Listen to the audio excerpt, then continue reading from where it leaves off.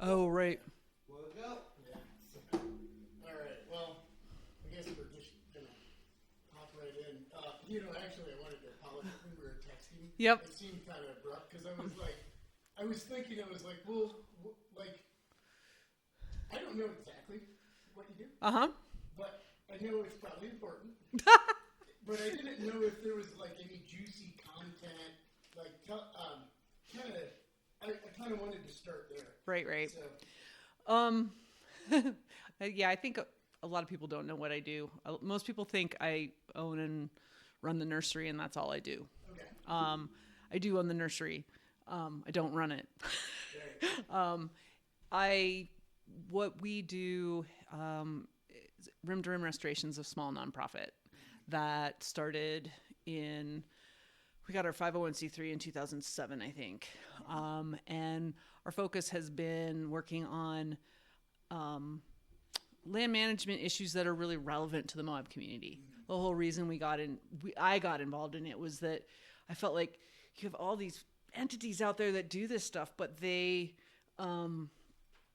often are focused on the visitors or working with people from out of area. Or when I first moved here in the 90s, I remember you get people knocking on the door from SUA, and they're from like New York City. Like they didn't know anything about here. And so it just sort of struck me as there's stuff to do here with the people who live here. And so that sort of was the beginning of all that. What kind of stuff are we talking about? So we were working a lot at Mill Creek Canyon, we Never heard of it. well, there was, Tell me. so in the 90s, there actually was this huge effort made by, it was called the Mill Creek Partnership. And there were people, I want to say there were 15 or 20 of us that would get together. And the whole idea was how do we protect Mill Creek Canyon? Because in the early 90s, that's when tourism was really starting. And we didn't have social media yet. So you could actually do things like go to all the hotels and say, please don't tell anyone. Send them to the waterfall at, Ken's Lake. Send them to the river. Send them here. Right. And so this effort happened, and it worked really well. And the BLM even incorporated it into their planning, and they went ahead and didn't, I think they only issued one commercial permit in Mill Creek.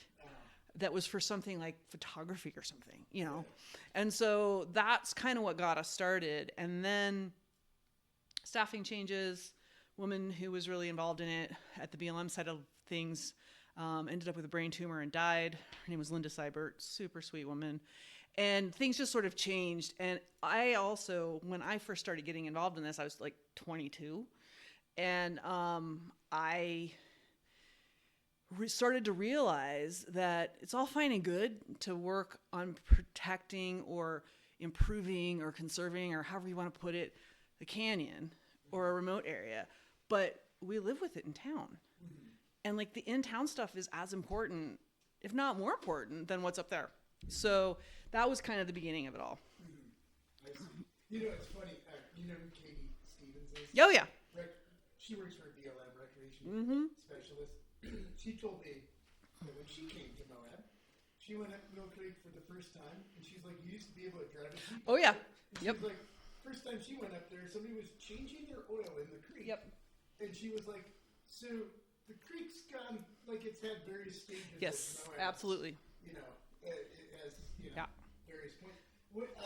And now with social media, like, you can put, there's apps for showing places. Yep. So that's definitely stressed that resource. Absolutely. And then the county's attitude has changed too, right? Absolutely. And what do you think about that? That's a good question. I mean, my husband talks about back in the day when he used to drive his Scout up to, left hand.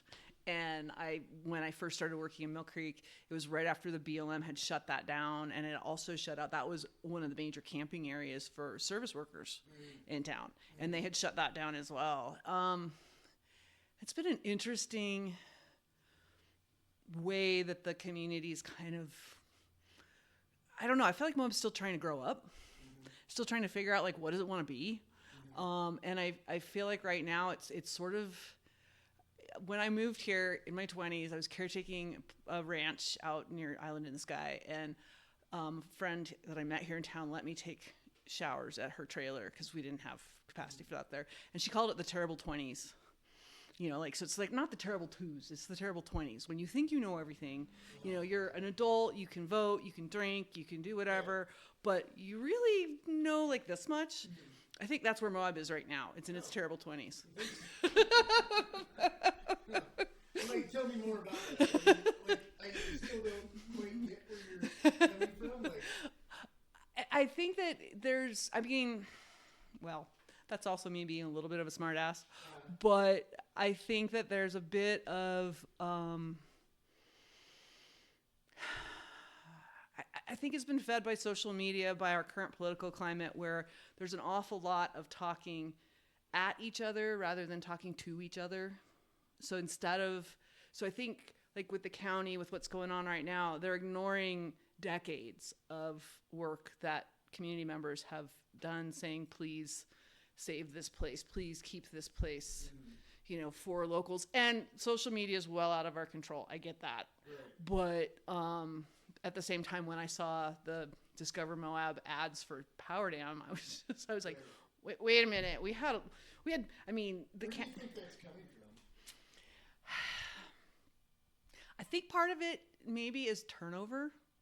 I think, you know, in staffing, I think that the institutional memory in the city and the county is largely gone. I mean, when I was working after the floods in 2022, my house flooded, which I didn't expect. I used to live across from the food truck court, and I didn't expect Mill Creek to flood me. The cliffs had flooded me before, but not Mill Creek.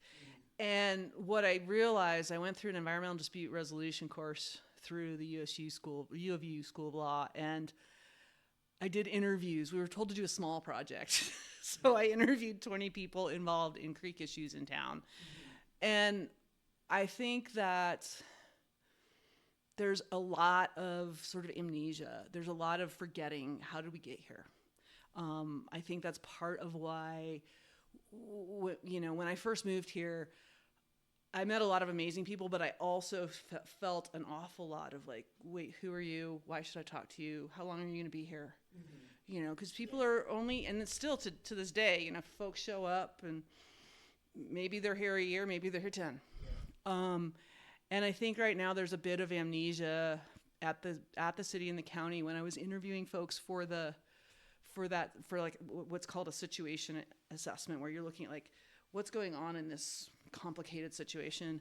At the city, I think I found one person who had been involved in things and was an employee at the city and had been there for like 20 years. Almost everybody else was much newer than that. And the county is even more, there are even fewer people, especially in kind of middle management, who have been here a long time. And so I think that they forget, like, how did we get here?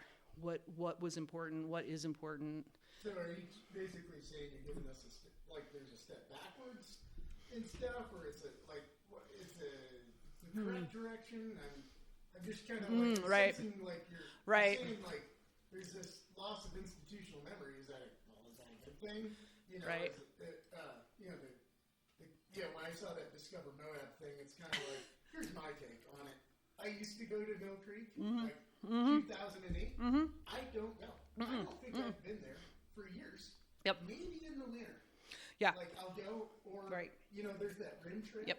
I'll go for a run up that. Yep. But I view it. Right. I mean, I have this theory too. Like everybody likes Moab when they moved here. Right. Right. And it's just kind of like a lot. Like I go down and like there's like you see cars parked into that neighborhood. And I'm just like, you know what? This feels like over tourism. Yep. But I just wonder, like, what's the carrying capacity?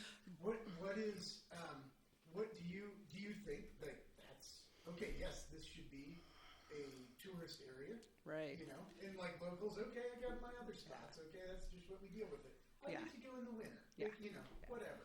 I mean, the first time I went up Mill Creek since around 2013 was in April of COVID, because there was no one there. Yeah.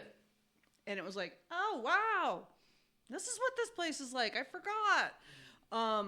So I do think, that spot, locals have been displaced to a large degree.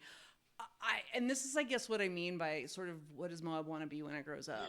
Because if you look at the statistics that the BLM has of Grand Staff Canyon, Corona Arch, and the Power Dam, they're very similar.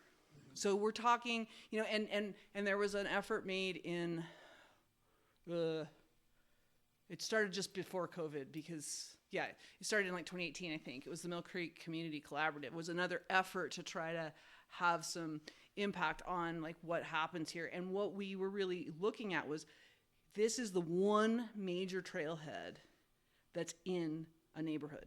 Yeah.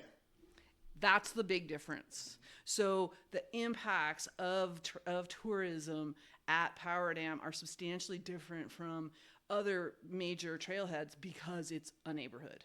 So the primary thing that was nearly consensus, I won't call it consensus because that was impossible with that group, but it was a majority of us all agreed that maybe the entrance should be moved to the Potato South hillside, expressly because that isn't a neighborhood. But then that also, the other problem is you've got city land, then county land, and then BLM. Yeah. So who's in charge? And so it's just sort of this, it's extraordinarily complicated. And I think that it's really easy to go, oh, well, it's just this, or it's just that, or the city just should do this, or everybody seemed to be like, well, the BLM has to do it. And the BLM's like, we can't control parking on a city street. Like, we legally can't do it. Unless there's an MOU between the county and the city and the BLM law enforcement, they can't write tickets on city and county property. So it's like, so it's sort of it's their problem. Yeah. So what, I keep feeling like you're dancing around the issue. What is the problem as you see it? And what are the pros? Right. I don't know what the debate is. I have my little debate. Right. I wish it was right. 1920s, but it's that doesn't matter. And right. I'd also say people living in a neighborhood like that. Yep. Well, you do. Yeah. No. And I agree. I agree. Hey, man, but I feel for my Moab residents. Yep. There's a pipe dream is over here. Yep. And there's people park down here and whatnot, and it's okay, but pipe dream is not Mill Creek. Right. Right. I just kind of want to know what the debate is, or what the feelings are that you see, and then what's your take? With the counties, very much well, we're promoting this area, right? And I'm sure and that's new because don't want to see it, right? So I just want to know what the parameters of stuff are. I mean, I guess what it really comes down to is kind of, I mean, this mirrors in some ways whether or not there should be timed entry in arches. Mm-hmm. There is it that the landscape is there to be used? Mm-hmm. This whole concept of ecotourism, is that a real thing? Do you still use up the land as you promote it, as you bring people here? Mm-hmm. And so I think with Mill Creek in particular, and that comes from an idea that humans shouldn't be on the planet. Well, or right? I don't know that that's what it is so much as how can we be on the planet and not destroy it at the same time? Because I think we can.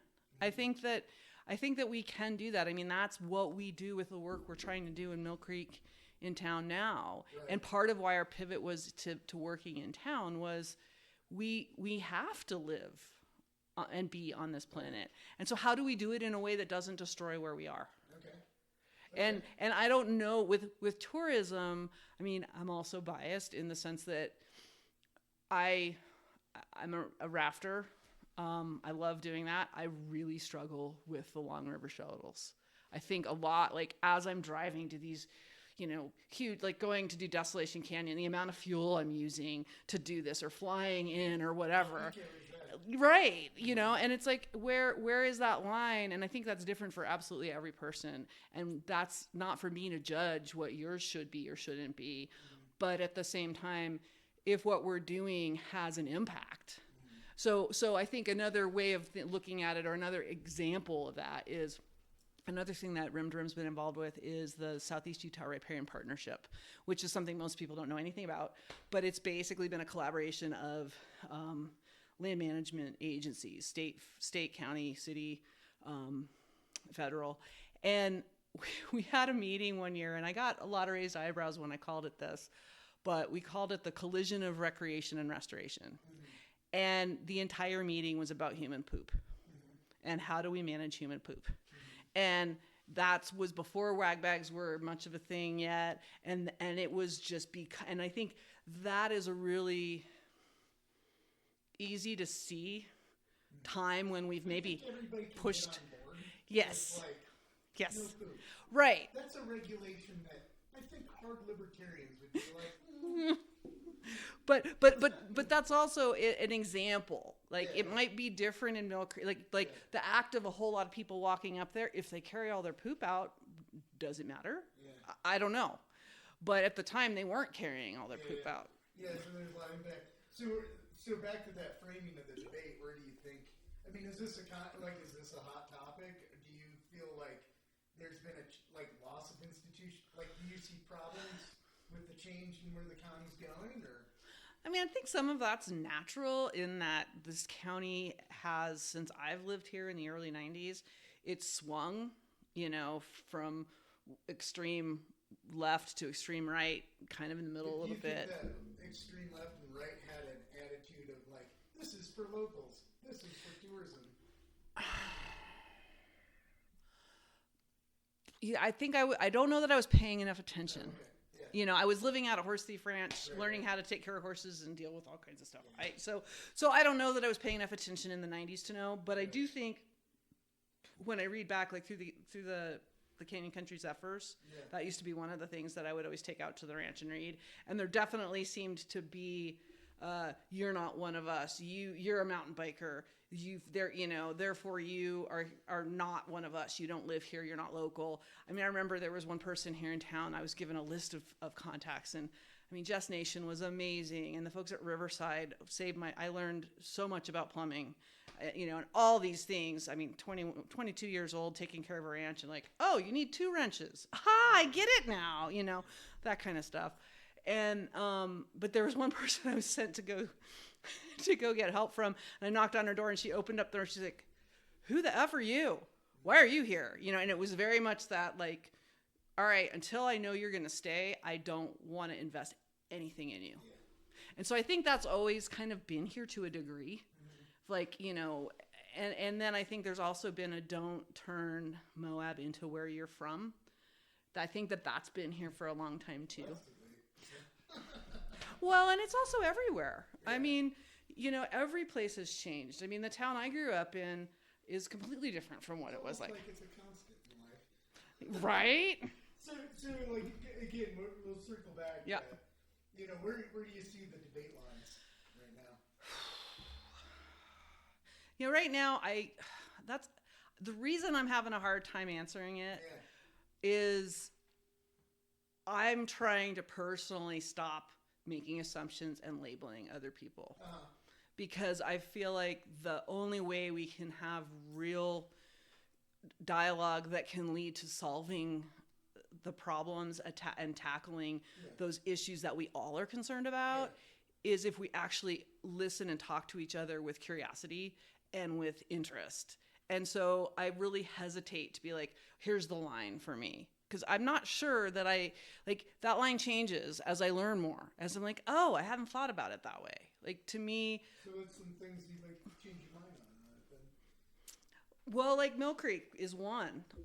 Back in the day, I really was in... I mean, I don't... I think it's a shame when places get advertised, and I think the state of Utah does this a lot, where they advertise Canara Falls or Mill Creek Canyon or the areas around the national parks when there's no infrastructure there to manage the people. Like, you look at what's happened at Willow Springs. So you don't be saying that, like, we don't have the infrastructure. Right. Is that what you're kind of... Yeah. like one of the things I learned in interviewing 20 odd people about Mill Creek and in town was like I ended up trying to figure out like all these, how are these interests and positions and concerns overlapping? And what I came to realize was it's kind of like Maslow's hierarchy of needs, except it's like the creek's hierarchy of needs. And the creek has to flow, right? The creek has to take the water, the runoff from a storm to the river. It has to take the runoff from the town as well and do all of these things. So that you kind of can't change. That's like you're unchangeable. It can do it well or it can do it not so well depending on what you've done to it. But then you have the human infrastructure on top of that. And that human infrastructure is serving all of us. It's making sure that we can get sewer across, we can get water across, we can get gas across, we can get our vehicles and ourselves across. So then you've got that infrastructure, and that has to be safe. And then on top of that, you've got just public safety issues. Is it a fire hazard? Is it a flood hazard? Is it safe to walk down it? Mm-hmm. And then on top of that, the main interaction people have with the creek is actually walking along it and seeing it. And so they might not see all of the things below it that have to happen to make it be a place you can go and just sit and listen to a creek flow by you in a town. Yeah. So, I mean, that to me is, it's like, sometimes I think we look at the world as like, oh, we're going to use it and it's going to serve us. And it's like, well, can it? Or do we have to like work with it? Mm-hmm. Yeah, and it brings up an interesting point about when humans live in denser and denser things, you have rules and regulations. Right. Maybe if there was nobody around, I could drop a dookie and right. And then it doesn't matter. Right. But, you know, like, yep. We just are going to have rules. I mean, when the river rafting first started, my husband's uncle started tag-along tours, and he, ran rivers forever. And they used to, like, at first, when they figured out they couldn't crap on the beaches, they put it in rocket boxes in plastic bags and brought it to the dump. Well, then that was a problem, and so then they had to figure out a true, like, the groover system that we use today. I mean, so it's sort of a testament to, the private sector. Yep. So what do you think the needs are right now? What are you seeing? Well, the Mill Creek, just hiking, because you deal with not just like mid Mill Creek, right? You're dealing with the whole thing. Yeah, and we're dealing mostly in town. Yeah. So let's just focus on like the tourist part. What do you think the needs are for there? I think the needs there are things like signage to help people not get lost, so that we can and to not and are to people getting lost in Mill Creek sometimes, or doing stupid stuff, where they don't, water, some simple things that you or I take for granted. So the signage is there. The signage, I think the signage has gotten better, but I think that sometimes signage is underrated. It's there were times when we would try when BLM would try to put signage up there and it would all get ripped out, or trying to that the road that used to be up there. There were times back in the day we worked with what was then called Four Corners Mental Health, but it was a teen summer work program, and we brought them up there and mapped all the vegetation and all the trails, and then we started lining the trails to try to minimize them. And kind of the thought process we used was, well, if a dog doesn't see that trail, then a human won't. And so we kind of, what can we do to kind of funnel people so that they don't, because if you think about a person who's coming from Chicago or a big city, they come here and it's like, well, why do I have to worry about where I walk? They don't understand biocrust. They don't understand the potential for quicksand. They don't understand all of those things, And so having trails that actually work. I mean, Mill Creek doesn't have designated trails at this point. So that makes it really hard. Like, how do you decide where the trail should be?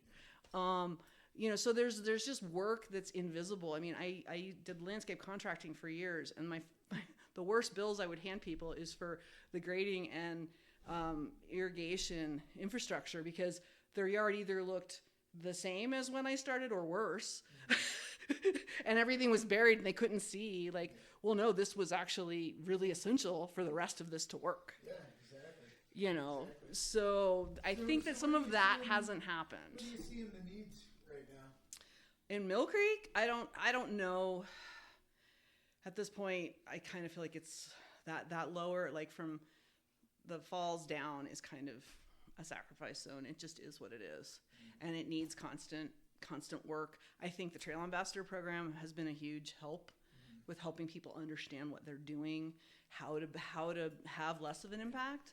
So you're saying sacrifice zone, but I mean, then you're getting into things where, like, do you think it shouldn't be advertised? At this point, there's no way to change it. Nothing you can do. So with social media. Poop, Mitigate keep poop. people on the trails. Yeah, make a trail system that they can easily find. Yeah. Make it, have engaging and fun. I mean, to me, it's not about telling them what to do. It's about inspiring them to want to do something that takes care of the place. How can we do things that actually make people, not go, oh, I'm going to take these dig this cactus. I mean, at the nursery, the number of people that would show up and want to buy a claret cup cactus in the spring, and then go, oh, I'll just go dig one up. And I'm like, wait a minute. Where is that coming from? That's locals only kind of act. Well, it's usually folks from out of town because they want to take it home. And I'm like, you're going to have a hard time keeping this alive in Georgia to begin with. Right. But then also, wait a minute, you're going to dig this thing up in the desert and you don't see that that's a problem? Yeah. Like, I think that there's just some land ethic things that you could call that judgy, you could call that preachy, but you have to take care of a place for it to stay. Yeah. Yeah. And do you think it's being taken care of properly, or does it need more funding, or what do you? Yeah. I mean, I guess that depends on what you're talking about, of where you're taking care of. Yeah. I mean, that's where it goes back to, you can't do any of this as an individual. It's all about community. It's all about working together. Mm-hmm. And I mean, part of it's funding, sure. But the other part is we all have to take responsibility for our own actions. Mm-hmm. And how do we impact something? Yeah. And then, then we have this tourist things that, locals, more or less, I think there's ingrained ethic, Mm-hmm. We know how to take care of the place when you can walk on crypto and when you shouldn't. Mm-hmm. So, right, like, if I'm way out there, it's okay, there's no trail. In Mill Creek, I'm definitely sticking to the trail. Yeah. That was 30 That was a fast 30 minutes. Well, I was trying to push you hard there. That's all right. The best part. So you were just saying Rim to Rim tries to stay apolitical. We work to stay apolitical because our mission is to work with everybody. Uh-huh. To me, community is not just the community of people I'm comfortable with. It's the whole community. Yeah. And so... And I think everybody, they're on board with some sort of thing. Mm-hmm. Like, don't poop in the river. Mm-hmm. Right? Yeah. There's 99% consensus. Yeah. So. And I'm, and I personally am not someone who, like, I use motorized vehicles as tools, not as recreation, because that's just my preference. I feel like what happens a lot is people then decide you have other stances because of a statement like that may or may not be true. I mean, I've been registered independent for almost forever. I certainly have my political views, but how much do they really matter? I don't know. Yeah. Yeah. I just, you're just trying to mitigate the problem regardless. So I just, you ask for funding from both sides and whatnot, whoever's in charge. So let's kind of change the course. Yep. On that, because let's talk about the rest of Mill Creek and what you do. Mm-hmm. Yeah. So in town? Yeah. Yeah. So we pivoted to working in town in 2007, I think. Might have been a little earlier than that. My husband is the date guy. Like, he can remember every date. I'm like, this happened between this and this, and I don't know. But what I realized, when I was in my 20s and first starting to work in ecological restoration as a field, I had some pretty strong opinions about what that meant. And it really, land use was a bad thing. But I don't like my ideas have changed on that over time because you need to use land. Everybody came here reading Edward Abbey. Right. Okay. Yeah, and he was also kind of a misogynistic jackass, but that's a different topic. Completely different topic. Well, things have changed. Yes. Right? Like Things and yes. He started the conversation. Well, you could say, where did the conversation start? Was it David Henry Thoreau? Right. Was it, Right. Leopold's Sandcount? Yeah. There's always been Yes. a strain of this. And, Yes. And where are we at now? Yeah. And whatnot. So. Yeah, and what I realized was one of the biggest problems that in the West is actually invasive species.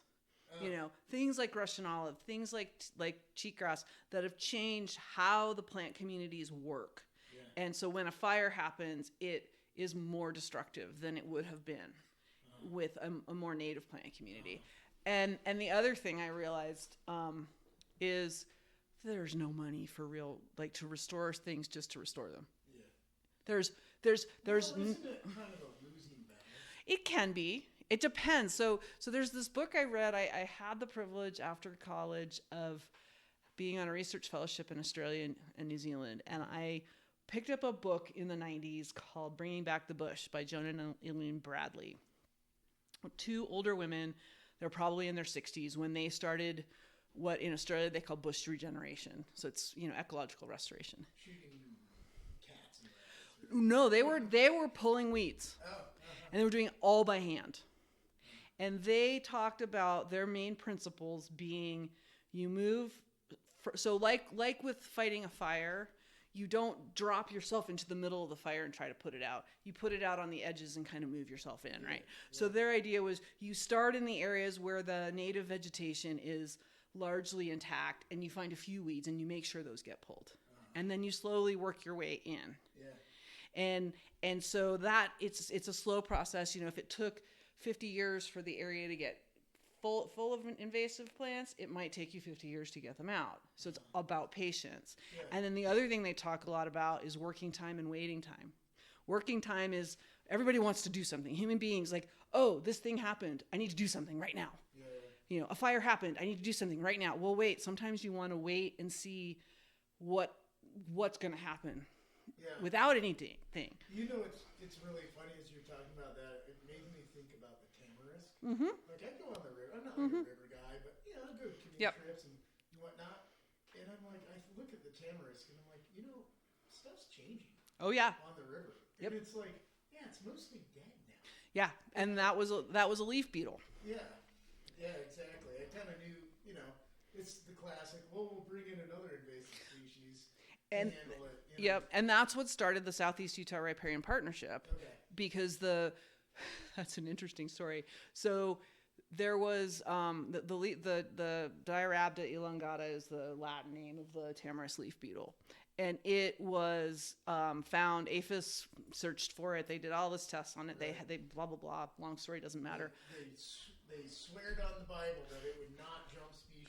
Yeah. Well, and interestingly, tamarisk has only one plant in North America that's in the same, I think, family, and it's not even in this area. Mm-hmm. So usually and I mean even aphids are super species specific. Yeah. I don't know if you like aphids on of a fruit tree are not the same as aphids on your. My level of it stops at Jurassic. all I'm at is like, life finds a way. Mm-hmm. Maybe there's good. Yeah. It's always been like tamarisk we brought here. Yeah.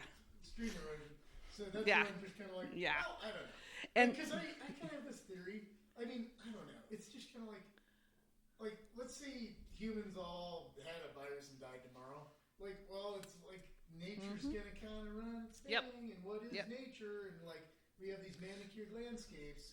But see, human beings have messed around with it a lot. Right. And are we a part of nature or not?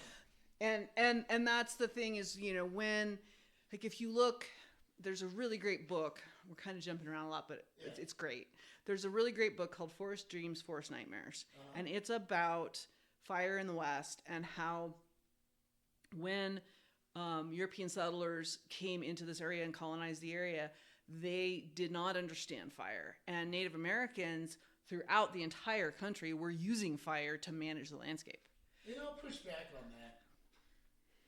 what makes them better than us? I'm not saying that they're better, but I'm getting to the point. So, for instance, Yosemite Valley, like they would use fire to keep a valley open so they could hunt.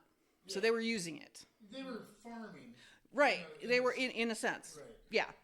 I'm not judging that good or bad, but what the European settlers did is they brought their own plants from their own place without learning the plants that were here. So that's where I fault it. I fault it way back, and they didn't know better.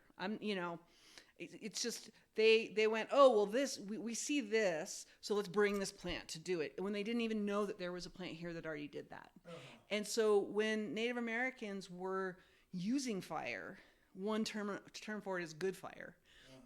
They were using fire to manage landscapes. Or I was just at a conference in Flagstaff, and some folks from the Paiute tribe were talking about how their ancestors would live in the oak brush areas that right now are some of the worst fire traps in Arizona. And because they were living there, they were collecting firewood, they were collecting food, they were using some of the smaller branches. And so they were basically grooming that landscape to create what we would today call a shaded fire break. But that activity stopped because they were put on reservations, and the white settlers that moved in didn't know about doing that, and they didn't do that. I'm sure that encouraged red meat animals, right? It encouraged the ungulates to move in, so it just kind of like boosted that. It could have done, and also having grazing also changes that dynamic. So I guess what we're talking about is our human, like modern civilization. What do we need that creek to look like? Right. Our infrastructure is important. Right. I want my bike path. Yep. I want to get my car across. I don't need my property flooded and damaged. Right. So like, right. I guess I like to think about, it's good to know our past, but it's like, what are our needs right now? And to me, part of understanding how to have the area serve our needs now is understanding how do we get here. So for instance, Moab is a confined alluvial fan. So what that means, the creeks are coming off the mountains. It's a steeper slope. It comes out here. It slows down and spreads out. Yeah. And so, right. But we're confined between two walls. Our canyon, the valley walls. So we put a town here because that's where the water was. People have been living here for a long time. Yeah. And when if you read a book called The Far Country, Fawn McConkey Tanner talks about how the creek used to be so shallow and narrow you could just hop across it. Mm-hmm. And then at the turn of the last century, just before that, there were accounts in the Grand Valley Times, the former Times Independent, that where there were letters to the editor miners complaining that the sheep, because the cattle ranchers shifted to sheep because of cattle rustling, and so then there were so many sheep on the mountains that they stripped all the vegetation, and the miners were complaining like there's no vegetation here, and at the same time as well, just because they were living up there and working up there, and they're just it was making it harder for when there was rain, it was rilling through their camps and just I see. Okay. So they were noticing. Yeah, I was like, were they?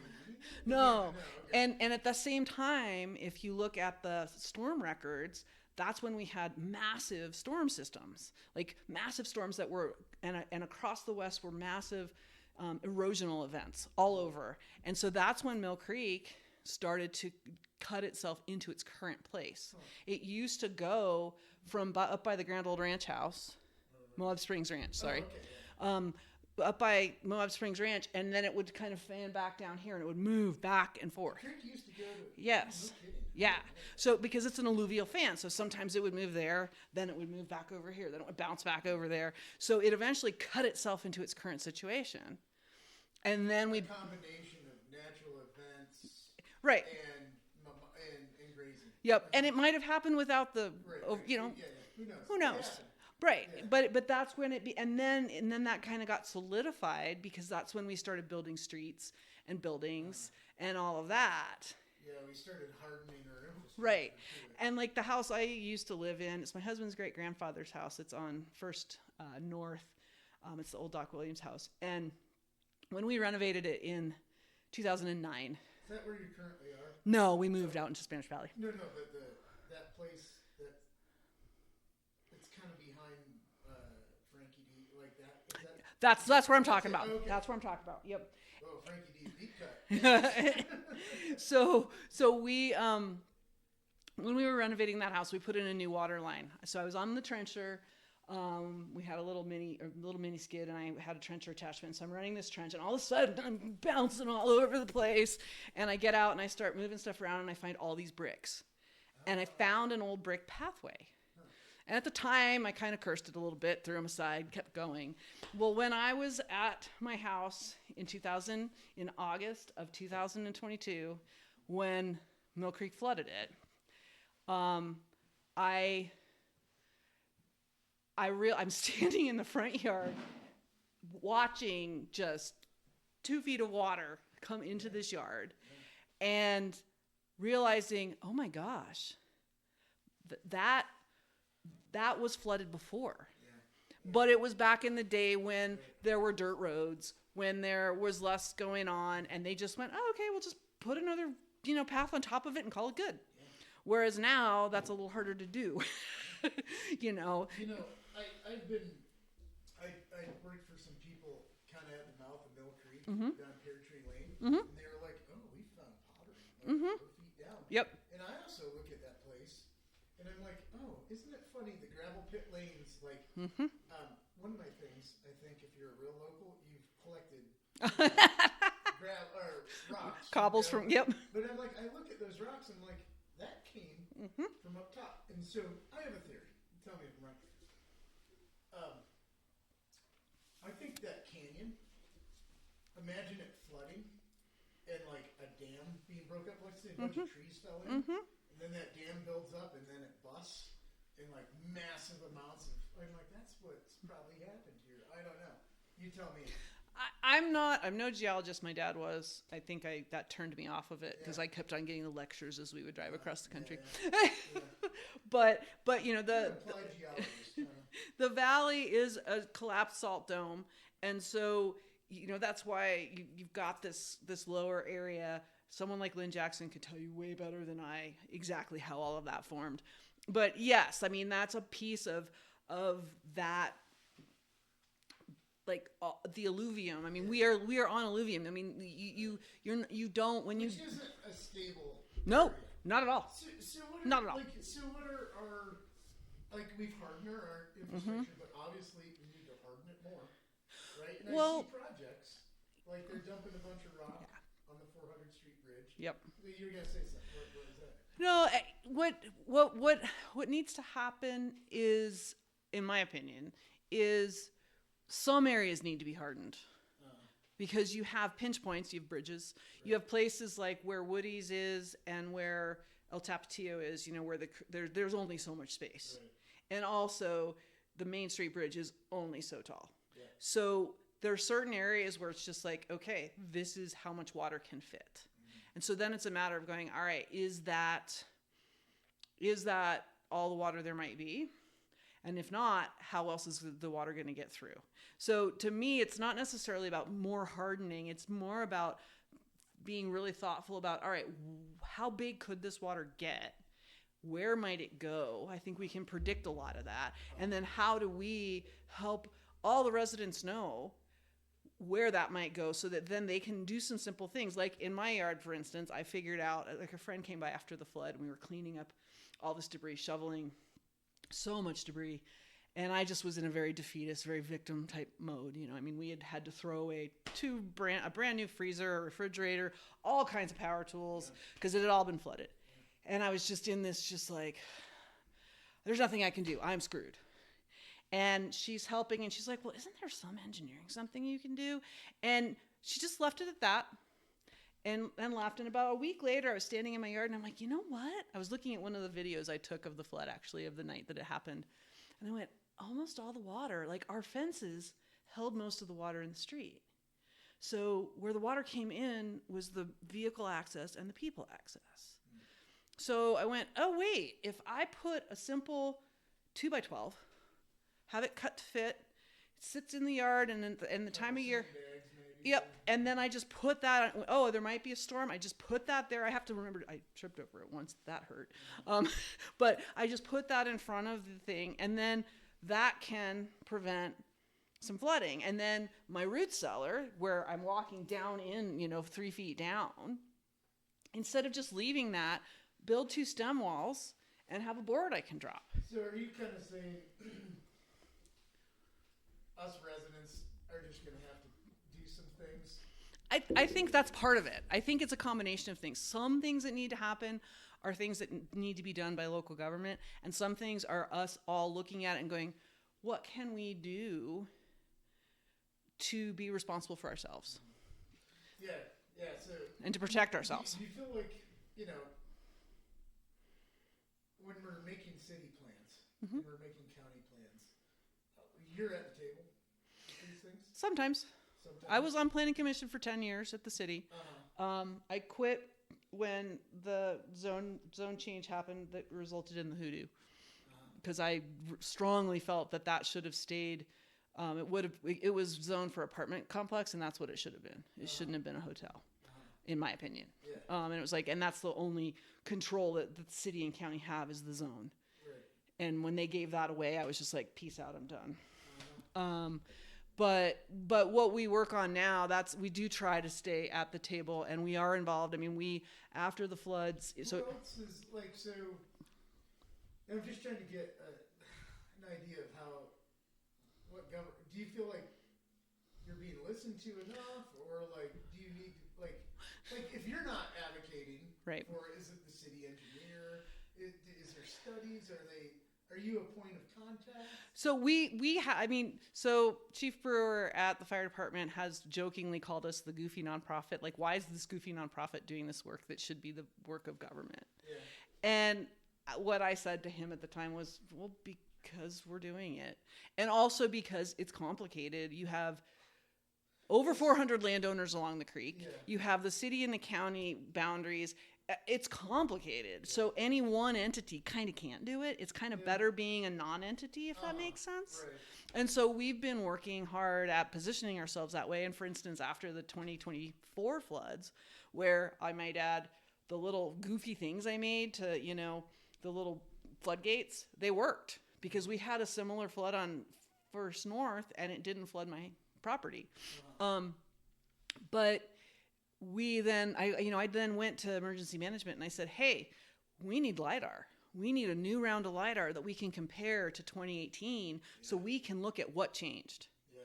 Because then we can learn more about how is this creek changing? Where is it wanting to go? Right. We have ideas. We all see what we see, but we don't we need to map it and understand it and really stare at it. Yeah. And so we are working on exactly that kind of thing right now. And we just helped leverage some funding to get engineering funds for Pat Creek. Not enough, but some, right. So that we can at least start to better understand how is that changing? Where is it potentially conflicting with important infrastructure?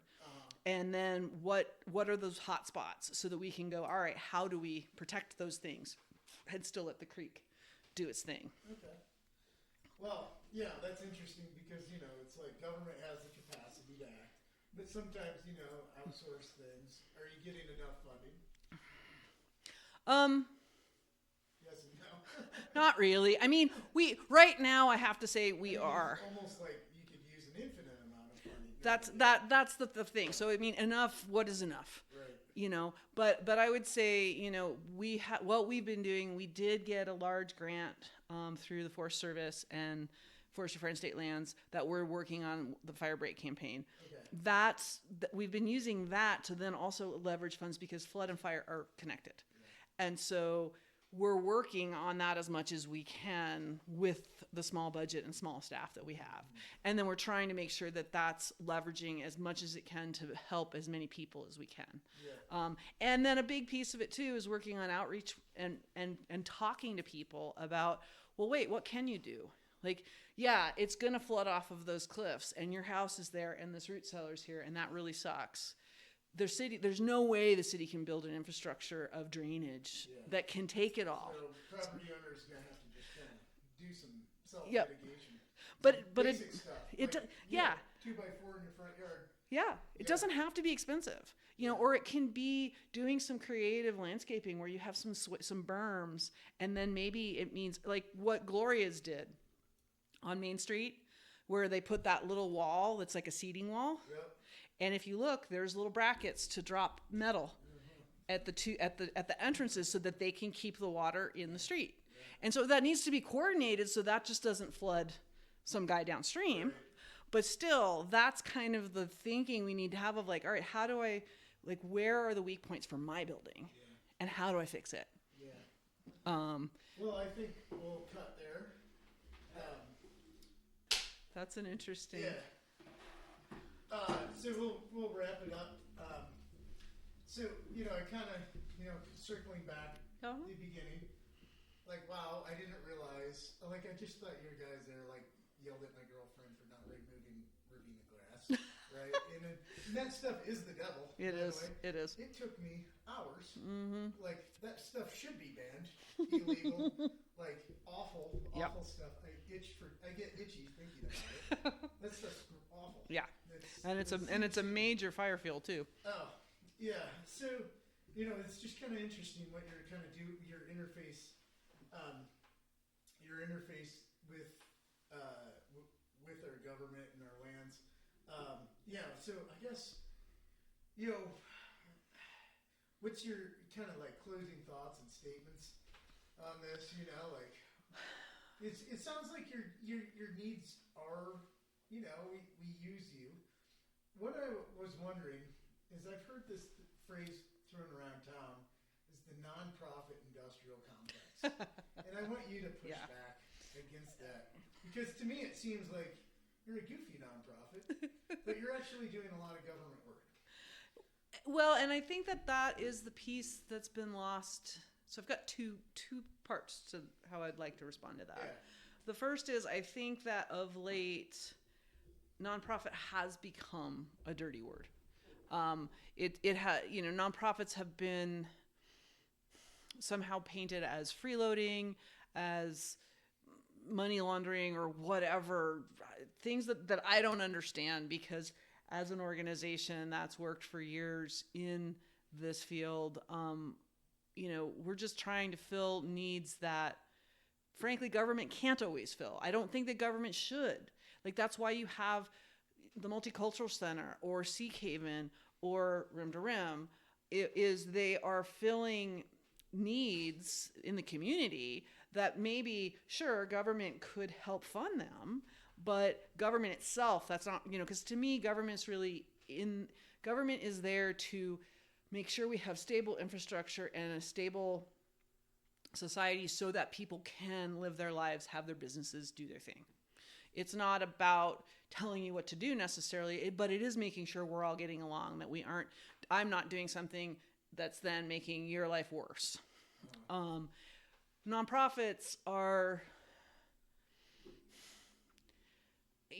to me, they're filling some of those weird niches. And the reason we're able to work in the creeks when the city and the county maybe can't is because we can cross those lines, because we're neither city nor county. We can work with the BLM and the state, who really don't get along, but we can help projects happen with both people or both entities in the room. And I think that's, and then that leads to my second part to answering what you're asking, which is, I feel like in especially the last 10 years, really since social media has become a thing, and I'm not really wanting to blame it on social media. Maybe it's coincidence that it's happened this way. No, but I like blaming social media for most things. It's awful. Yeah. Right. Yeah. Right. Me too. It's amazing how well it passes information around this community. Yeah. But I feel like there's been because of the algorithms that run it, because of the way that people interface with it, and this dislike, whatever, reaction. It's like trying to get reactions. Yeah, I try to get heart emojis. That's my focus. And to me, it's like what we've lost is that ability to talk and listen with curiosity. so that instead of walking into a conversation and going, I need to make this point, this is really, really important, and you have to listen to me. It's more like, hang on a minute, what matters to you? What matters to me? Hey, here's this thing that matters to both of us. And how do we, and I can learn a lot. I mean, I've done more plumbing than I probably look like I've ever done, but I don't know that much about it. And I can learn a whole lot more working with someone else. And I think that there's just like that whole idea of how do you actually start to communicate with people. Yeah. And I think that a lot of empathy and divisiveness is at such a national level, and it boils down. I just see people like what you first said something about people talking past each other, and it's like, well, good governance is like good sparring partners that like have a conflict that has good results. Yep. So yeah, and that I would like to feel like your entity as a nonprofit is able to navigate that. We try. Okay. We try. I mean, it's why I took a conflict resolution course. And it's why, and I learned a lot from it. And I've used it in my personal life a lot too, where it's really about self-regulation. It's about active listening, being curious, wanting to know what someone else thinks or sees. Yeah. Because inevitably, like if you walk into a conversation and you don't care what someone else, I don't even know that you need empathy as much as you need curiosity. Yeah, no, it's a skill. Curiosity is a skill. Yeah. And it may not be that like I've dug my share of ditches to put in backflow preventers or not backflow preventers, stop and waste valves, and gotten blamed on a big landscaping project where the general contractor was trying to get me fired, and he was blaming me for this thing that kept on every flood or every major storm. It would flood the hot tub in this big house in Navajo Ridge. And I got to dreading storms because I would have to run up there and drop a pump into the pool, into the hot tub, drain it, do all this. So one day I just said, F this. And so I just started digging right next to it because I found the drain that they had installed that came from the gutter from this enormous house, and it was only a 4-inch pipe. Yeah. And I chased it all the way the hell down to the bottom of the stairwell. And then I found the pipe it was supposed to be teed into. And I found the pipe. And they were, here's the one pipe, here's the other one. They hadn't put the T in. So it wasn't my fault. But the contractor was so hell-bent on getting me fired that he never went back to look at, well, wait, what did that other general do? Or that other sub do? Not looking deeply into the cause of the problem. That just really made me think about how I actually completely forgot my train of thought on that. I love it when my train of thought leaves the station without me. Yeah, wow. That's a great way to put it. It happens to me more often than I'd like to admit. Well, I think that was, maybe that's a good time to put it. So, hold on a second, Oscar. It's just, thanks for a great interview. I feel like, that's good points on everything. I kind of learned a lot about Rim to Rim. And, thank you. Kind of what you're doing in the background in conflict resolution, there's a lot of conflict to negotiate. Yeah, so and that was the one thing I was leading up to, and I forgot, was I think there's also a perception that conflict is inherently bad. Oh, no. And conflict isn't inherently bad. It's how you handle it. Because conflict, honestly, I think is where the magic happens. Mm-hmm. Like you find the most amazing solutions when you work through when you can listen with the curiosity and go, oh wait, we actually agree on that thing. Yeah. And so that's why too I feel like earlier you kind of commented, oh, you're kind of dancing around things, and maybe it can be perceived that way, but I'm more trying to make sure I'm not building a wall between the two of us in our communication so that I can actually learn something. And I feel like I learned things in this discussion today too, which is great. No, part of it's just because having to think it through differently, having to go, wait, what do I mean by that? Yeah. I don't, asking questions in a way that's like, wait, why are you saying it that way? Or why aren't you taking a side? And it's like, well, I kind of am, but I also don't necessarily, I am not a very binary person. Mm-hmm. I live in the grays because I feel like most of the world is gray. Yeah, for sure. So. Well, I always try to end the thing. Do you get any questions for me? Like, last statements, whatever? No, I mean, I'm just curious as to, I think this is I like the concept of what you're doing, and I like that it's getting people to talk to each other. And so I'm curious sort of what made you start to do this. Yeah. I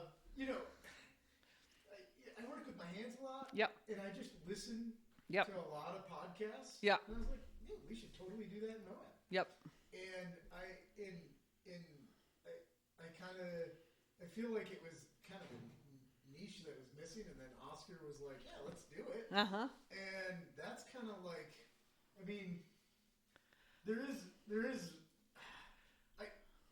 been listening a lot about debating and interviews and stuff. I like hearing it out. And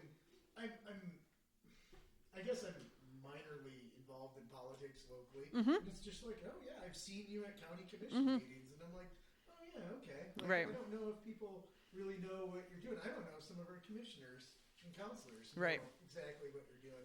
So that's kind of like, yeah, it's just interesting. And honestly, a lot of it, I think about how in the last election, podcasts, I feel like had a lot to do. Oh my goodness. With the election. Yes. And it's like, my friends make fun of me for listening to Joe Rogan, but Joe Rogan was the guy that was like, yeah, sometimes people can listen for 3 hours. I certainly do all the time. Yep. I listened to like a 3-hour podcast today. And it's like, oh, yeah. I think we can do that. Yep. So that's kind of my thing. Yep. So, yep. We'll wrap it up there. I think that's a great thing to do, and I applaud the idea of doing something like this that is talking to a whole bunch of different people, because I think we need more of that. And we're a small town. I call it city market face. It's like, kind of recognize your face. Yeah. And then me and Oscar will be at City Market this Saturday at 2 to salt the crowd. But we'll be out there doing man on the street interviews. So he's coming over. That's we got some stickers. Reminder for the fans: you can call into the show and leave a voicemail. Voicemail's in the script. The number's in the description of the video you are watching right now, and in all the videos. And on the 13th, from like 2 to 4-ish, on the 13th of December, we will be at City Market. That's this Saturday. That's this Saturday. Saturday after this video comes out. So, Crash Podcast, make us fail, make us flail. I'm gonna have like an assistant director so you can keep him on his toes. But. Awesome. I love it. I think it's great. Thank you for the time. I really appreciate it.